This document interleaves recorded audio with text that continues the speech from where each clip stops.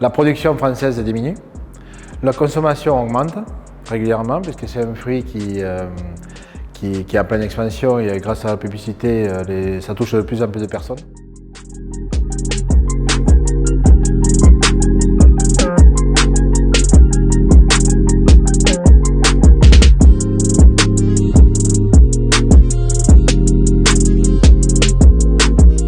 C'est un fruit qui jouit d'une bonne image de propreté et qui est sain par rapport aux produits phyto. En plus, c'est des bienfaits par rapport aux vitamines et antioxydants et tout ça. Voilà. Donc le marché en lui-même par rapport à la consommation est très porteur. La production en parallèle, en plus, comme il y a un manque de renouvellement de vergers, la production baisse en France. Même si elle augmente en Europe par rapport à l'Italie et à la Grèce. Mais c'est sûr qu'il y a encore de la place. Et par rapport au réchauffement climatique aussi, on devient en Gironde et Sud-Gironde une zone de production potentielle avec un très bon potentiel de production.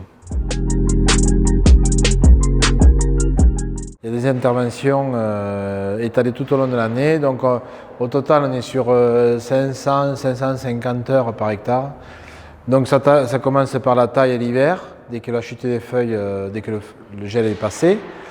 Donc c'est décembre, janvier, février. Ensuite il y a l'attachage des branches. On passe après sur la floraison, donc après il y a l'éclaircissage des fruits, l'entretien des tailles en verre tout au long de l'été pour maîtriser la pousse. Et ensuite, on a l'été l'irrigation pour suivre et arroser quand il faut, pour bien alimenter le végétal. Et après, il y a la partie récolte qui occupe, qui est quand même assez prenante en termes de main-d'œuvre sur une période assez courte. Donc la récolte s'effectue fin octobre, début novembre. En attendant le maximum pour avoir un bon potentiel par rapport aux qualités gustatives, on attend le maximum avant les premières gelées. Donc pendant l'hiver, enfin surtout au printemps, à partir du moment où le kiwi a débourré, il faut surveiller, on a la protection anti-gel, puisque le kiwi est une plante qui débourre de bonne heure, qui est sensible au premier gel de printemps. Donc on a en place une protection anti-gel par aspersion. Et dès que les températures baissent, avant qu'elles deviennent négatives le soir, on se lève et on met en route des systèmes automatisés.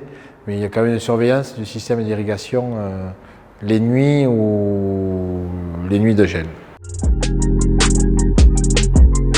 Au niveau des investissements à prévoir pour la plantation des kiwis, donc il y a différents objectifs dans la plantation, c'est-à-dire qu'on peut faire très bien des kiwis avec des moyens du bord, comme on dit, c'est-à-dire en se faisant les piquets, en récupérant de l'irrigation disponible sur l'exploitation, si avant on faisait du tabac ou du maraîchage, et voilà. Ou alors partir sur un système clé en main, tout posé par des entreprises et avec un système de filet par grêle, de double couverture, de double arrosage. Dans nos études, ça va de 25-30 000 euros hectare dans la mode le plus simple, le plus basique, à 50 000 euros dans la forme la plus complexe et complète.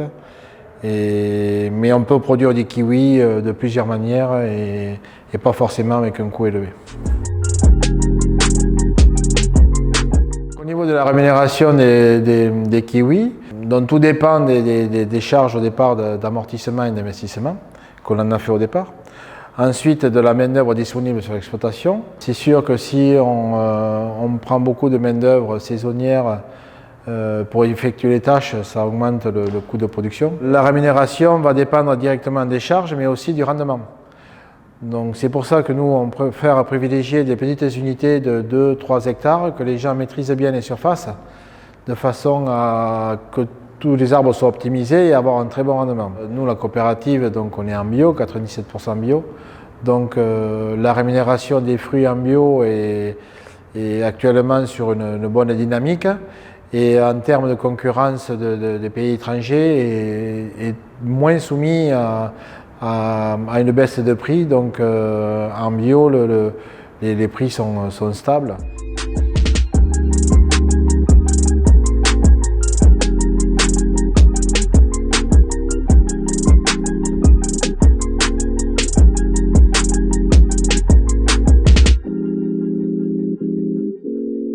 Thank you.